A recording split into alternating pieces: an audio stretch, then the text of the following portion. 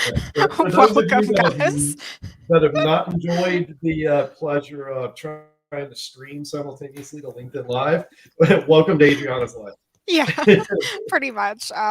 Anyway, so now that we're past that, hello to Lindsay and Jason, and also welcome to everyone who is watching at home. Super awesome to have you all join us today. We are diving into the exciting world of a pretty new role that is kind of picking up steam called Chief GTM Officer, which our speakers really believe is the future of successful businesses. So we've gathered here with two amazing people, Lindsay Cordell and Jason Hubbard, who are really going to talk through on why this role is such a game changer. And if you're watching, make sure to drop your questions in the chat. They would love to answer them for you. So before we dive into our speaker intros, today's webinar is brought to you by three of our super amazing sponsors, Seamless, Revenue Hero, and The Juice. Seamless finds verified cell phones, emails, and direct dials for anyone that you need to sell to. Over 400,000 companies use Seamless to grow their business. You can get 50 free credits with no credit card down when you sign up at seamless.ai. Revenue Hero is another sponsor of today's event, and they reduce your sales cycle by instantly qualifying, routing, and scheduling meetings between your high-intent website visitors and your sales reps. Revenue Hero users see a 45% drop in junk meetings and up to a 200 increase in opportunities. Last but not least, with no additional lift from your team, The Juice distributes your content to an engaged marketing and sales audience, reaching ideal audiences easier, and reports back on sourced revenue. Customers can see up to a 480% ROI increase using content that they already produce. So let's get into it. I feel like I'm like a news reporter right now. That was very well done. I'm you. impressed. A lot of sponsors today. All right.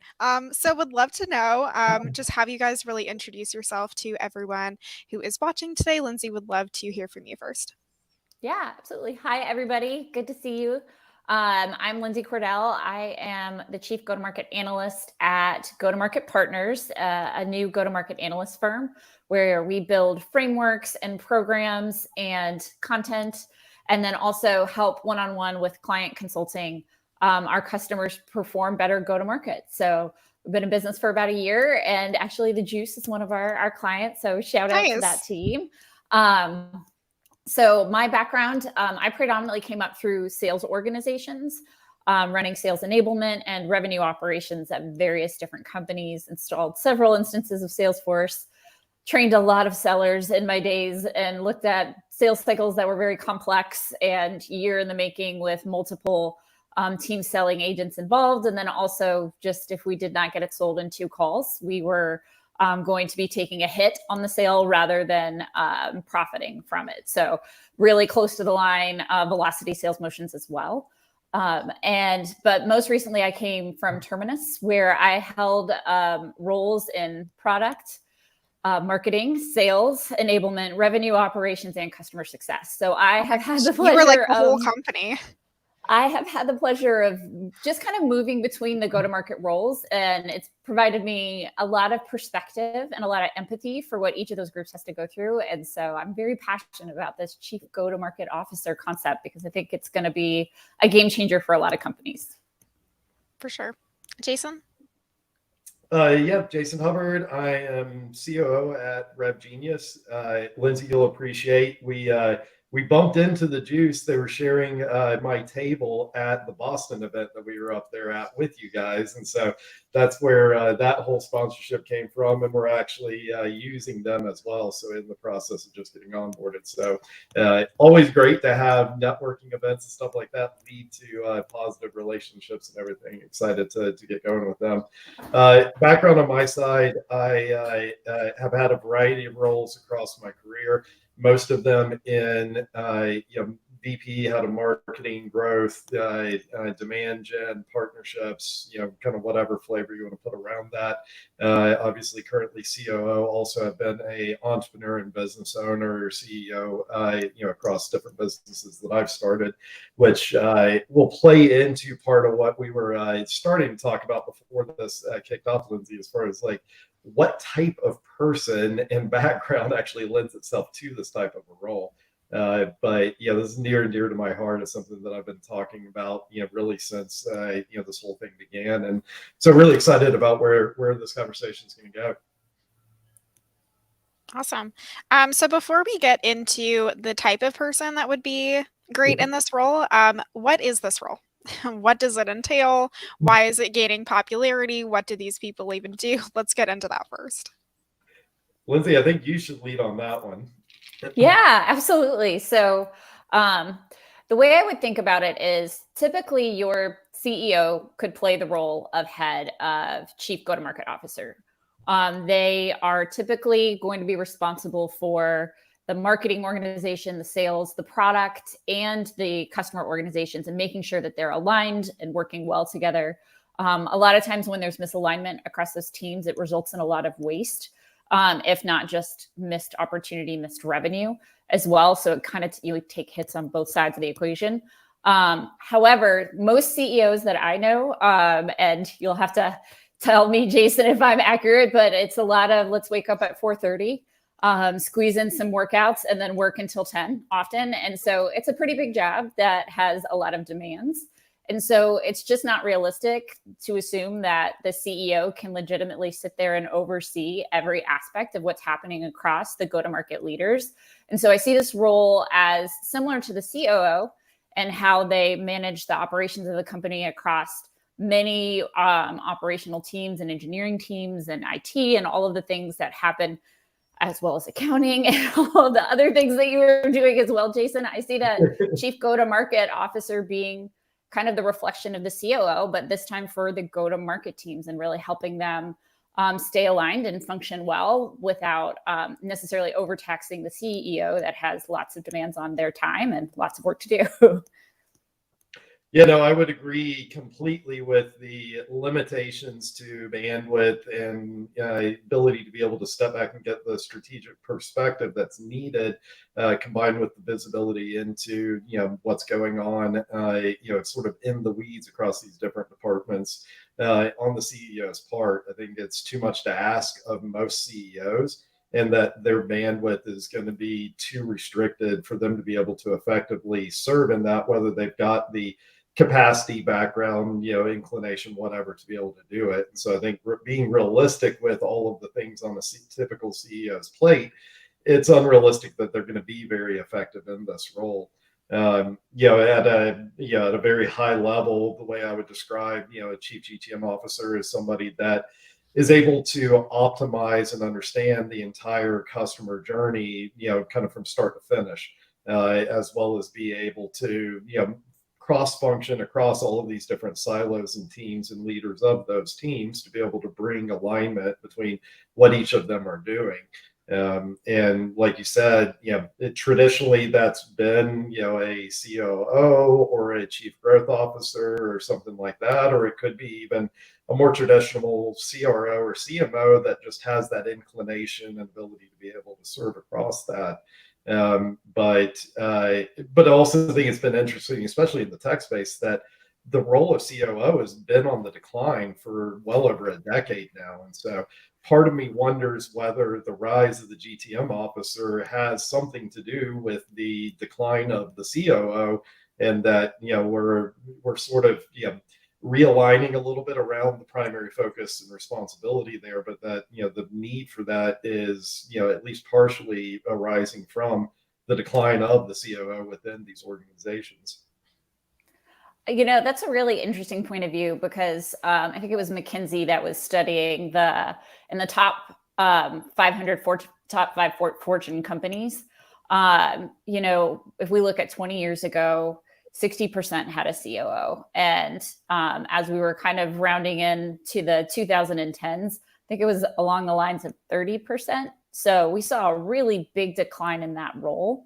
And so I think you're spot on from an instinct perspective, and we're missing that intermediary leader layer. And I think that what we're expecting is like a chief revenue officer to step up and be able to look around them at their peers, whether it be a CMO or a chief product officer, and be able to kind of control what's happening from a go-to-market perspective. So that's a lot of like, that's a sales-led organization, or maybe it's the CPO and it's a product-led organization. So we get this concept of like, well, one of the 4 teams gets to kind of be the ruler and then the others work to go alongside with whatever the plan is. But even that is fraught with risk. And it's just difficult to have the perspective of all of those different teams at once, especially if you've never run a product organization. So to have a sales-led org where the CRO has never built a product before, it's a very interesting place to put that particular role in. And sometimes it can work and sometimes it won't work at all. And I hate that kind of risk in the way that I'm running my company. Yeah, and I mean, this builds off of something that we were, just starting to get into before we hopped on. But beyond being, whether it's reasonable or fair to ask whether it's a CRO, a CMO, a CPO, whatever, to be able to sort of rise up and be able to serve this role or capacity. I also wonder if we really think through it, that's something that we really want to be asking these roles and titles to be doing. Because there is value and a need for that deep dive, more narrow focus within these roles. I mean, it's the reason why we have departments. It's the reason why we have department heads. And there is a trade-off that you take between having that wide strategic perspective that's looking across all of these things. Like you can't go wide and deep typically all at the same time. There's a trade-off between them. And so, having a CMO that's also going to try and go wide, for an example, and look at what's going on across the entire user journey, like they're going to miss details that's going on the marketing and demand gen side of things. And so, I think that's going to be the case for any of these roles. And it's the reason why I think there is a need for a dedicated role within this, and that it's not only not fair, but it's also not desirable to have one of these other roles actually try and function in that capacity. Totally. I would love to get more into what you guys mentioned right when we logged in, which is like, what are the traits that really make someone able to be successful in these types of roles? I've got lots of ideas around this, but Lindsay, I definitely want to hear your thoughts before I jump in. So I love how you positioned it at the very beginning, Jason, the simplicity of they're in charge of the customer journey. So having the ability to really care about the customer experience, the understanding of like someone who can be out there speaking with customers on a regular basis, really interacting with the market, to find out where the value is being perceived of the company. Is there opportunity to improve that? Are there markets that they should be interacting with that they haven't been? The best way to do that is by talking to the market. So I do think that there's an aspect of just your ability to communicate with large groups of people, communicate individually one-on-one. Communication is probably going to be your number one key role and responsibility. I also love the idea of former CEOs or even chief growth officers that have expanded and have the ability to talk about products. So assuming if we're going to say chief growth officers were typically responsible for funnel, net new, and possibly expansion revenue as well, they have had the opportunity to really see the customer side, the net new generation commercial side, and then they've also seen the ability to build audience. So having that experience would also make you really ideal for taking on this role. So it's going to be a combination of experience and just exceptional communication skills in my mind. Yeah, I don't disagree with any of that. What you said about the chief growth officer, I think speaks to a lot of what's evolved around that since, really the inception and, the late 2000s, early 2010s, where when it originally came out, like it was, I think, very similar, if not identical to what I think we have in mind for a chief go-to-market officer, in that it was entire full user, customer journey. And you got to remember, like this arose out of primarily not only PLG-led companies, but also in the B2C side of things. So like this is PLG at enormous volume with virtually no like actual hands-on human beings in the mix at all. And so the chief growth officer or head of growth, whatever, whenever it originated, has a heavy role on product. and what that looked like, because product was what was driving all of that. I think it's evolved in most people's minds to be much more heavily on the marketing demand gen side of things than it was originally envisioned, and it's sort of gotten siloed a little bit more. And so I think in some ways we're playing a game of semantics between is this the original vision of growth, or is this chief GTM officer, or are these really different things?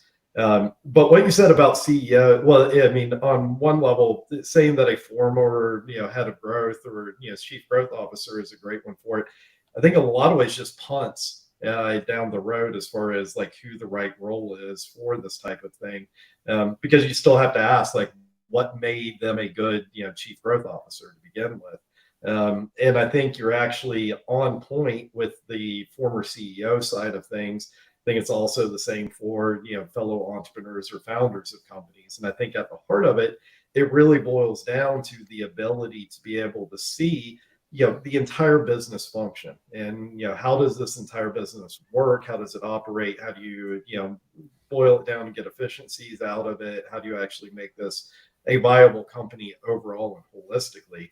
And I think honestly, unless you've ever been in that role and had that responsibility, like it's not something that's really easy to like train or get somebody to be able to kind of level up or have some sort of a career path to.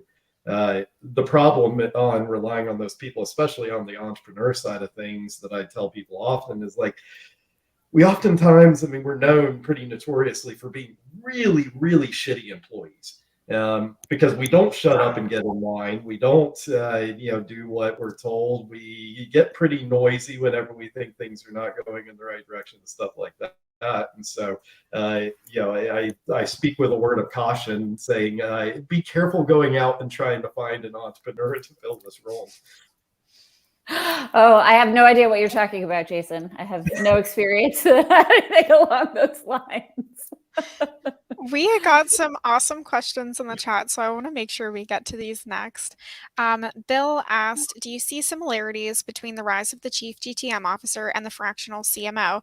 And do you think an agency can play the role of either/both?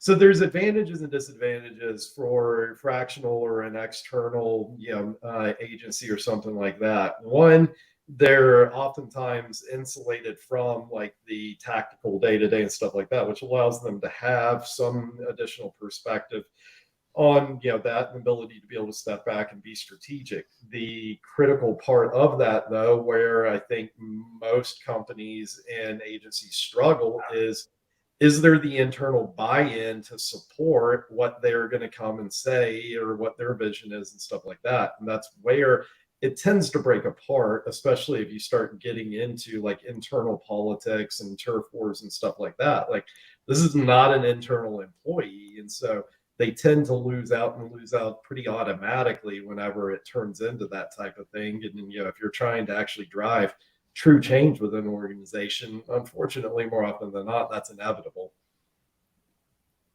Yeah, I think what I think is interesting, if you have a very strong, experienced go-to-market officer, and I think this actually speaks to another question that was asked in the chat as well, when is the right time? I think you have the opportunity to potentially travel down the road with fractional leaders of the other key go-to-market teams. I think what's really important to remember, I talked a lot about the communication of a chief go-to-market officer, but they also have to be fundamentally numbers people at heart. I mean, your go-to-market is a complex set of financial decisions that every move of the chess piece that you make, it could be costing you money here and it could be making you money there. And if you're not making each of those financial, if you can't track the financial impact of adjustments that you're making to your go-to-market isn't structured enough to be able to kind of live on its own and have a fractional leader. So I think it really depends on the maturity of your organization and the amount of core tracking your revenue operations team can offer. If you're looking for your CMO to give you guidance on brand and what the market is doing, a fractional leader is fantastic at that. But if you're looking to get down into like a full-on funnel teardown and really understand every penny that's being spent and where it's going and how it's manifesting in dollars further on down the road, might be a tall order to ask of a fractional CMO. You'd have to have a really strong like VP of demand gen that could be able to answer some of those questions. So I don't know, it's a little bit of moving the responsibility to a couple of different people. Every company is going to be different, but you've got to have a good understanding of the customer journey, and you have to have exceptional ability to understand where your go-to-market funds are going, where your resources are being spent. And that includes people, time, resources, and actual like marketing budgets for paid media and things like that, technology costs, et cetera. You have to have such a strong understanding of all of that to be a great chief go-to-market officer. So those are the two things that you need to have fully stabilized in your organization for you to know whether or not you're wasting your time or money and people on things that just aren't going to make you the money you expect. Yeah, I agree completely, and you're gonna notice a theme here with it. Back to is this really that much different from the original idea of growth? But the original idea of growth is that everything is supposed to be data driven within that, and so you're trying to do rapid iteration testing and MVPs out the door and get actual feedback from it, and so. Absolutely, that analytical, data-driven approach to it is foundational to, both roles and responsibilities there within it. But I think it also really highlights just how unique these individuals are and the skill sets that you need. So you need somebody that is intellectually curious and has a wide enough breadth of experience that they're going to understand the ins and outs of all these different departments and roles and needs. They're going to need to be data-driven and analytical. They're going to be able to have high communication skills to be able to, convey this across different teams and different personalities and all of that. And they're going to have to do this in a highly, highly political structure where they've got to drive alignment across a lot of people and a lot of functions and a lot of roles. And holy shit, talk about a tall list that we've just put out there as far as like what this person needs to bring to the table. Like you're talking about a extremely small pool at that point whenever you're trying to find somebody that can check all of those boxes. For sure. So we have a few more questions in the chat. Let me see which one we should get into first. Okay. Ben's asked, is there any difference between chief commercial officers and chief GTM officers? Lindsay, I'd like to know your idea or definition of a chief market officer. Yeah, so the chief commercial officer, it's an interesting role because I do think that chief commercial has taken on a lot of the aspects of what happens inside of what is also would have been called a chief growth officer, where they're essentially responsible for making sure that however the transactional side of your go-to-market is running, it's running as efficiently as possible. And so there's aspects that pull in marketing, especially when we look at things like funnel conversion and the work required there. So oftentimes I've seen marketing roll into a chief commercial officer. I've also seen marketing kind of live off on its own island and the chief commercial officer be primarily responsible for sales and customer, especially when customer expansion is a key part of the business strategy. So and on top of all of that, occasionally they will also come into the product side of the house, especially when we're talking about the pricing strategy, the segmentation strategy. So they're really taking the money side out of each of those groups and kind of subdividing that into their role. What I like about that is I love the unification of oversight. I think that's really important and a lot of what we preach. What I don't like about that is, again, it's hyper focused on the here and now transactional aspect of your go-to-market. And go-to-market is, so we always talk about the HubSpot story when we're trying to explain to people, how do you deal with the fact that you might have a TAM, a total addressable market of every B2B company in the world, essentially.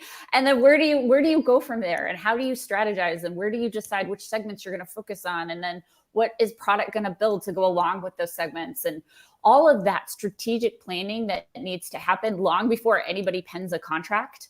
That's a lot of work to take on. And so what I think is really the big difference between the chief go-to-market officer and the chief commercial officer is that the commercial officer does tend to focus on the act of generating revenue in quarter and year, whereas the chief go-to-market officer also responsible for that, because we all are, because if we're not making money, what are we doing here? But they also have to be aware of the 2-year, 3-year, 5-year strategy in a way that the chief commercial officer may or may not be picking up those responsibilities, because it's a lot of work to keep track of your 6-month plan, your end of month plan, your 2-year plan, your 7-year plan. That's a lot of things to think about all at once. Yeah, and I think that speaks to what we had talked about at the start, where there's a need for that deep and narrow focus. And so you don't want to replace one with the other. Like, there's a need for both sides of that equation. And no matter how talented you may be or inclined you may be to be able to do both, you can't do both simultaneously. And in a COO type role, it's one of the things I struggle with most. I've got to zoom way in and get in the weeds whenever there's an emergency or a problem, or I need to, help stand up something that new within a team or a team member specifically, or a department. But then I've also got to be able to have that, zoomed out perspective on things. And when I'm doing one, I can't effectively do the other. And so, there's absolutely that need for that more narrow, deeper focus from these different team members. I love that analogy too, because at least my experience, and you can correct me if I'm wrong, Jason, but my experience has been that making money for your organization always feels like an emergency. Like, whether you're hitting your goal and you're making all the money you're supposed to, or you're missing your goal by 50% and you're like looking at who is going to be cut, regardless, whatever the plan said, it always feels like there is a sense of urgency about, did I miss a piece of the market? Is there a customer I could have signed and that customer could have changed our lives and changed this company? So making money feels like an emergency at all times for businesses. And as a result of that, it puts you in a predisposed firefighting mode as like a chief commercial officer. And somebody actually asked this question in the chat, the chief revenue officer. When you've got that kind of fight or flight mode going, firefighting, like get the next contract, get that next upmarket opportunity, sign that next partner that has so much potential. As long as you're always thinking in terms of those like urgent, must take care of this opportunity now, capitalize on every opportunity that walks in the door, it's very hard for you to step back and say like, well, let's talk about our brand positioning. Let's talk about the company's POV today. And so it can get, it's that kind of like always in a firefighting mode, but then asking them to step out and be strategic for 3 hours a week. It's just a very hard motion to do. And I think the emergencies will always take precedence over the longer strategic planning things that also need to happen for you to remain successful long-term. Yeah, no, that's a great segue into what I think was one of the more interesting questions that we had come through chat, which is, what are the KPIs metrics that somebody in this type of a role should be focused on? And I think it's that revenue piece of it that you mentioned that that's largely responsible for that sort of tactical, jump from one emergency to another type scenario. And if your chief GTM officer, I'm a pretty firm believer, if their primary KPI or metric is revenue related, then they're going to get sucked right into that. And so then that begs the question, like, what is their metric that they're supposed to own? What are their KPIs? And for me, with the background in growth, this was extremely illuminating. And I'll do a quick plug since we were on the subject of HubSpot. I got my formal training on the growth side of things going through Brian Balfour's Reforge course. And Brian Balfour was the head of growth at HubSpot. And so I think I was his second cohort whenever he first started Reforge. And I mean, holy crap, what a unbelievable program that is, and how much it opened my eyes to so much. But one of the critical pieces of it that he goes into is this idea of a North Star metric for the entire organization. And that being the way that you actually are able to bring that forward-looking strategic element to it, as well as bring alignment across all these different, departments and roles and stuff like that. And it turns out like finding a true North Star metric is one of the hardest things you can do within a business. And way too many of us, I would go so far as to say the majority of businesses out there, optimize for and think their North Star metric is revenue. The problem is revenue is a backwards looking metric. So revenue goes up, revenue goes down, and now you're scrambling trying to figure out why did revenue go up and go down. It's not predictable. You have to have something that's a forward-looking metric that is going to, reliably correlate and predict what revenue is going to do.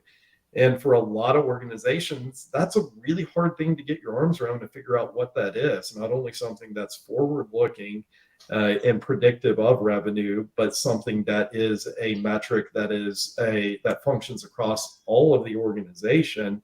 And is something that you can actually measure with some degree of accuracy and implement around. And to illustrate it, and it's been interesting. It's a very similar North Star metric here at RevGenius, but the company I was at the time that I was going through Reforge, it was a company called Cirrus Insight, and we were doing PLG largely before PLG was a term, and so we were a low to no touch, extremely high volume Salesforce integration for the inbox, and so we were doing to the tune of 2,500, 3,000 trial starts a month by the time I left, and that's obviously something you can't function with or serve from like a hands-on capacity. And so what our North Star metric became was weekly active users. And that was something that we could use to optimize across the entire organization. So on the marketing demand gen side, we could look at the quality of the leads we were bringing in, the channels we were bringing those in from, because we were able to see how did weekly active users out of those cohorts compare to others that we had out of other periods of time, other channels, other sources, whatever. Sales could look at it and say, okay, where do we need to focus our time? Because we had very limited number of those trial users we could focus on. And it turned out those that were doing very, very well from an activity standpoint, we didn't really need to spend time with. Those that were doing terrible was a waste of time to spend time with. Those that were on the cusp was where we needed to spend all of our time and attention. Obviously, CS and success, it's a clear indicator of, but it was also remarkably powerful for the product team. We rolled out a new feature or a design change within the app or something like that. Did that drive active users within that? Same thing for support. Like oftentimes we would have very noisy customers that were raising all kinds of alarms around the feature that wasn't performing right or a bug or whatever, but we could go in and look at it and say like this was barely moving the needle as far as weekly active users. And so just because they were noisy didn't mean that was where we needed to focus our time and attention. And for RevGenius, it's the same thing here. It's our weekly active community members. Because that, of course, then is the vibrancy of the community. That's going to drive more partners in. It's going to drive more value for the partners and all of the above. But for some companies and some products, like that's a whole lot easier to get to than others. Where like that's really hard to figure out and get creative with what that actually is. So I do kind of want to get into the benefits and how this role actually looks. So I'm curious to know, are there any verticals, especially like within tech and software, that kind of benefit the most from having someone in this position? I would love to hear your thoughts on that, Lindsay. Well, I don't know that I would like slot an industry or a vertical, but what I would say from a company structure perspective, if you're running multiple go-to-market motions, so let's say that you have a segment of your business that like your sales team is running 3 segments right now. You have a velocity sales group, you have a mid-market sales group, and you have an enterprise sales. And it's true enterprise sales, more complex deals that go on for a long time, extremely high ACVs to compensate for a relationship tip of the spear that must be expanded either by business division or across departments. So anytime that you're running and complex situations, or maybe you have PLG and you have outbound or you have inbound, that to me is the point at which the chief go-to-market officer is really, really critical. And those are the companies that are going to benefit the most. When we're talking about founder-led, I think what you find is typically your co-founder, your CEO, they'll be the chief go-to-market officer for quite a while, and that's completely okay. And they're typically taking on sales, and they're taking on marketing. We help a lot of founders, and they wear those hats well. It's the point at which you have to have really complex internal workings across the go-to-market teams. Maybe you have customer cohorts that receive certain levels of service, and you have customer cohorts that you have a services product that goes along with it that's paid for services. That's another layer of complexity. That's the point at which you have to have that key control over everything, and that's where misalignment of teams and behaviors can really cost you revenue and just cost inefficiency in how you approach go-to-market. Yeah, I would agree. I think it's less a function of, what you're selling or what market you're serving or whatever, and more a function of the complexity of that go-to-market motion and what you're doing as an organization that really determines, how critical this is. Yeah, I would say, and anybody that's in that kind of platform market fit where they're running lots of product lines, that's another good indicator that if you're trying to, like at Salesforce, right? Like we know how many products, how many SKUs live there, IBM's, a lot of those companies, they're so complex in the way they sell through. To have oversight of the customer journey of each individual product line and have those expand across different customer segments in different ways. I mean, that's a lot of data to collect. That's a lot of positioning to make sure you're paying attention to.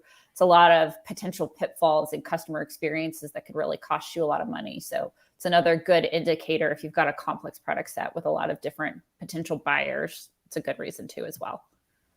Yeah, I think it really boils down to just complexity. Obviously, the more things that you have in the mix, the more difficult and complex it is to optimize across all of those. And at heart, that's really what I think we're talking about in this role, is the ability to optimize across as many of those different elements as humanly possible. And so, it begs it to be there the more complex it gets. So what mistakes are you guys kind of seeing? Like what mistakes are organizations making when they're hiring or not hiring for this role? Talk a little bit about that. That's a great question. So one of the things that I've noticed as of late is the chief go-to-market officer is growing out of an individual department. So I've met a lot of go-to-market, like senior manager of go-to-market, director of go-to-market, VP of go-to-market, but they report directly into the CMO. And so I think as long as we are, like the whole premise of this is that it's an oversight across multiple go-to-market departments, as long as it's staying siloed within one department. While again, there's definitely benefits because any sort of coordination that we can offer is going to improve the efficiency of your go-to-market. Please don't get me wrong on that front. I'm very excited for the many senior go-to-market managers and directors of go-to-market out there. That being said, I don't think they're not going to have the ability, and this is the way I described it in my paper, is that at the end of the day, the way that people will work is the way they're compensated. And so if you have a go-to-market person who can't change the comp plans of sales or can't change the compensation structure of what's happening in customer success or drive the product roadmap to meet those compensation adjustments, then you're not hitting the mark yet. So you're living in a world of influence, which is great, but I think that's the number one mistake, is that one department tries to kind of run off with the role, either purposefully or with the best intent in the world, but they're still going to be working with one hand tied behind their back because they can't affect the compensation behavior of their cohorts. And that is going to make it hard for them to make sure that everybody's doing the right thing. Yeah, I agree. And I mean, my biggest fear or concern with this is, it's going to go back to that semantics question. How much of this is something that we have tried to solve for many times in the past, whether that's a COO role, whether that, somebody had asked, is this really what we used to call the role of the president? Is this what, chief growth officer originally was? Is this even in a lot of cases the original vision of what a CRO was supposed to be doing? It feels like we've been here a half dozen-ish times before and tried to solve for this problem, and it keeps getting co-opted into something more narrowly focused or a different vision than what it originally was. And I think that's why we keep sort of coming back to this well and coming up with a new, title, a new flavor, a new label to put on it, is that we keep going through this pattern of, okay, we know we have this need, but at the end of the day, and I think it goes back to that, that tall order of what it takes to fill this. It's complex. It's really fucking difficult. And there's not a lot of a pool of people to go pull from to be able to serve this. And I think at the end of the day, that's the crux of it. That's why we keep, playing this game and going back and doing this, is because it's so damn hard. And when it's hard, then you typically, way too often go try and find the easy button, even though that the easy button doesn't ever actually solve things very often. So, in terms of people who might be aspiring to be in this kind of role eventually, what can professionals do to prepare themselves? What kinds of career paths can people take to get into a role like Chief GTM Officer? Lindsay? Yeah, so I'm a big fan of just diversifying. Lindsay, you can assume we're all asking you first. Everyone's here with you. You guys are too kind. So not as though I've created. So it's actually kind of interesting, Jason. So I purposefully built my career going from department to department in preparation for one day being a COO. And then I took several classes in finance and accounting and realized, hey, that might be not the perfect path for me, because so much of your role is so steeped in the deep financials of an organization. So, but I say all that to say, having a lot of experience, building experience across marketing teams, working in sales, nothing will cause a sales organization to respect you more than you having carried a sales quota in your career. If you've really worked that front line and had to sell before in a meaningful way, that garners a lot of respect. And so when you're thinking about taking on the role of, and you're building your career to kind of hit this chief go-to-market officer role, I think holding leadership roles in multiple go-to-market functions is going to be and that's those lateral moves. You're going to get the empathy, you're going to get the skill set, you're going to understand, not only the top line metrics that you should be tracking, but also the 15 sub metrics that will eventually lead to the top line metric that we're tracking. You're just going to get an understanding of the inner workings of each of those departments, which I think will make a fantastic chief go-to-market officer. So if you're sitting as a CRO right now, and you have the opportunity to spend time with marketing and really spend time with marketing, and preparation for being able to apply for a role as a chief go-to-market officer or get called up for a chief go-to-market officer role, you have to have the chops in customer and marketing at a minimum. And then anything you can do in terms of the product space as well, really paying attention to users and user metrics, knowing the softwares that we use to track user behavior, their drawbacks, their benefits, all of that will give you the knowledge set that you need to really shine in that role. Yeah, I agree. I mean, it's going to come down to, a very broad interdisciplinary background in order to prepare you for it. But I would actually turn that on its head a little bit and say it's less to do with trying to design that path and more to do with do you have that natural inclination and intellectual curiosity, that those are things that naturally, you're drawn to, that you want to go and figure out, you want to know, okay, what is this person? What is this role? What does this department do? How do all of these pieces fit together? Because I don't think it's something that you can very easily or effectively, align yourself around if that's not kind of what you're already inclined to do. And I think it's for a lot of the same reasons why, it aligns pretty closely with the mindset of, a CEO or a founder, entrepreneur of a company, which is you largely can't help yourself. And I tell people often, I used to be asked to come speak to groups of potential or interested entrepreneurs often. I'm not asked to do that so often, and this is probably why. But having been down that path multiple times over my career, whenever I'm asked to do that, I'll spend the first 3/4 of the time that I'm up there telling them why this is the dumbest fucking idea they've ever come up with, and there's no reason why they should ever do this. And I'm increasingly convinced that like every single one of us that are actual entrepreneurs and doing this repeatedly, we're not mentally well. We're not mentally healthy.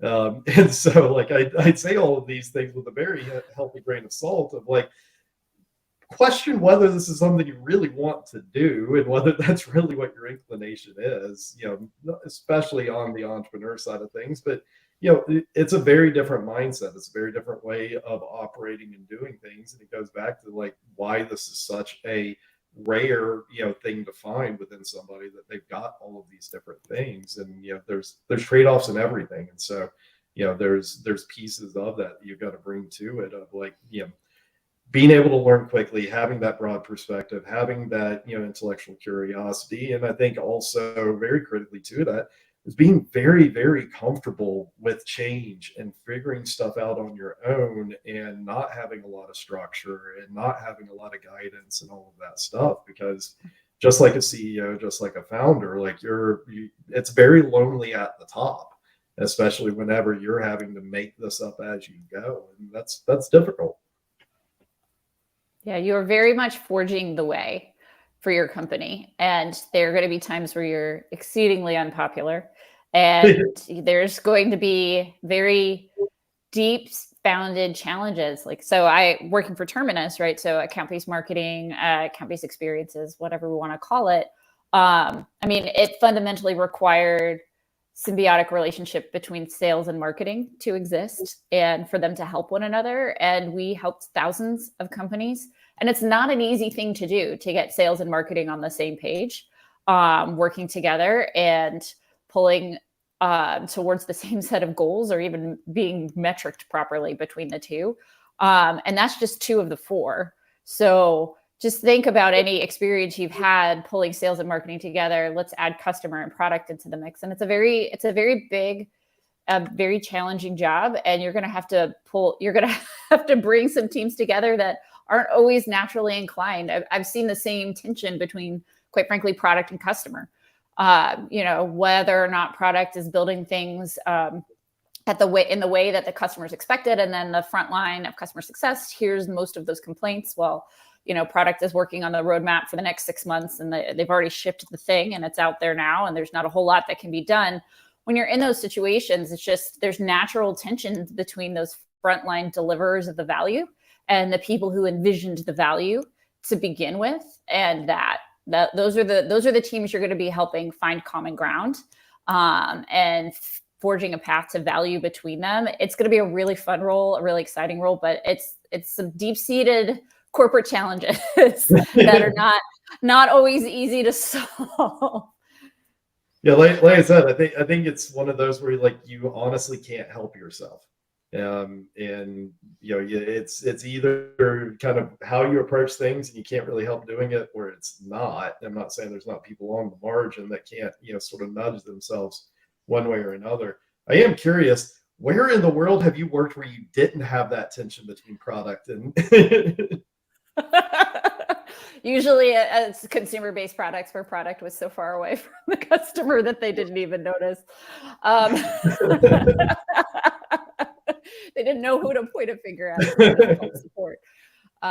That's funny though. That's a good call, Jason. So I do want to get into some of your predictions, just about the future of this role and the future of the C-suite in general. But Zach on LinkedIn sent in a question asking, the obvious thought of this role is that they are primarily helping with their own company's GTM, but what about specializing in the GTM of their customers, almost like a C-level customer success role? I thought this was interesting, so I would love to get your takes on it. I love that perspective, because your customer's experience of your value and your product is probably going to be the number one thing that you wake up thinking about as a chief go-to-market officer. So having that, and I've heard this coined before, is like third box thinking. It's you're not just thinking about your customers, you're thinking about your customers' customers and their experiences. I think that having that perspective is critical, because if your customers aren't selling, they're certainly not going to be buying from you. That being said, I do think that there is, depending on if you're in verticals that are very similar. So a lot of SaaS companies can behave very similarly, and SaaS will sell to SaaS. And then we've got kind of an ecosystem there where it's easy for us to help each other. I think that makes a lot of sense. But if you're selling something that can go across a lot of different industries and a lot of different business complexities, there are going to be times where you can be helpful and times where, I mean, we talk to a lot of different businesses. It's my one and only job is to help companies with their go-to-market approaches. And the context switching is real. And we have to do a lot of investigatory work about the underpinnings of that company before we can really like scratch the itch and start really helping them. So they'd also have to be really open to sharing things like their revenue, their targets, their cost of acquisition. They'll have to be willing to share a lot of internal metrics with you in order for you to really get in there and help them out. I don't know that I've got much more to add to that. I mean, it's, I think a lot of that's going to be limitation of visibility, ability to get to and have, that type of conversation, depth of it. But a lot of it's also going to be just a, time and resources and bandwidth thing. So, you need to do all that you can to make sure that there's as much alignment between you, your product or service offering, and the customer.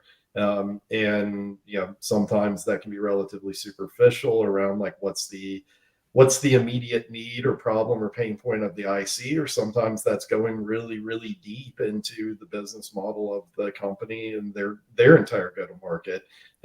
But there's trade-offs with everything, and there's going to be limitations to how much you can do one versus the other. And I think the breadth of your customer base, as well as the depth of the need and the problem that you're solving for, are going to largely dictate that. Yeah, so especially, I was just going to say, so at Terminus, we were a purpose-built ABM solution that we're trying to help sales and marketing teams get along. So our entire world and the product that we sold was about helping teams, and it still led to so it was still not the easiest thing to do in the world, even though we were purpose-built for it. The second thing you asked, Adriana, was, kind of the what's next and what are we hoping? I mean, personally, I'm so excited that this group of 55 people came here to hear us talk today, and are reading the articles.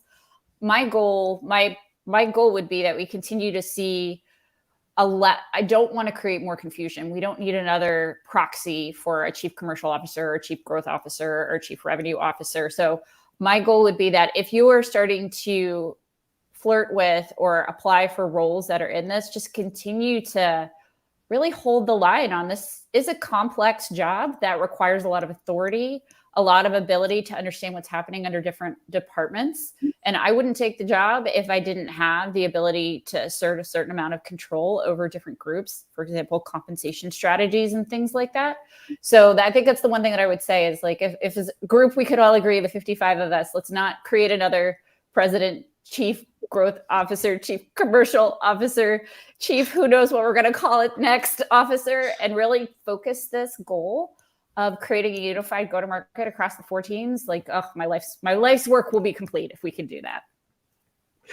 Yeah, I 100% agree. Like, at the company hiring level, like, you've got to have clarity on what you're looking for, what you're hiring for, and be absolutely unforgiving in that pursuit, and not take the easy path of like, hey, this is a CRO that has a slight, inclination or, interest in, marketing demand gen. It's like, no, that's not what you're looking for.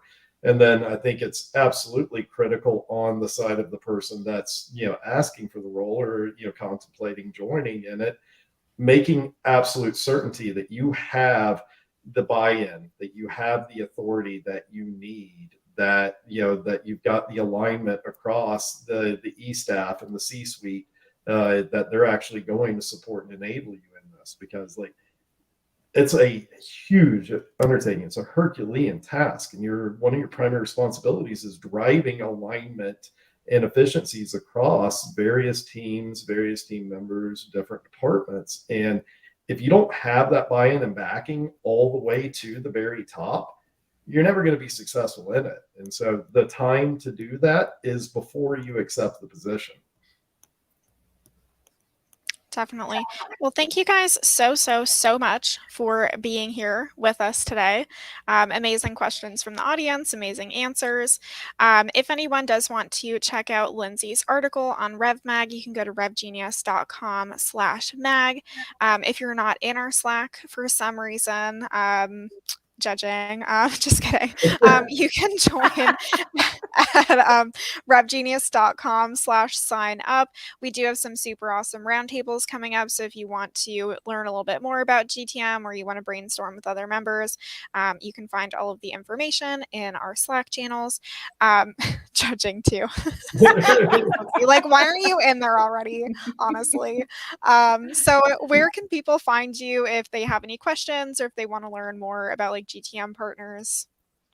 Yeah, so gtmpartners.com, it's actually filled with a lot of content framework. We're passionate about sharing all of our info. So just check us out. Check us out on LinkedIn as well. Sangram Vajre, our founder, is extremely prolific on the marketing world as well. So lots of good stuff. And then GTM Monday as our Substack. And we just pump it full of cool go-to-market metrics that could help you in your endeavors. So please check us out. Super awesome. Well, thank you again for being here with us. And thank you all for watching. We will see you next time.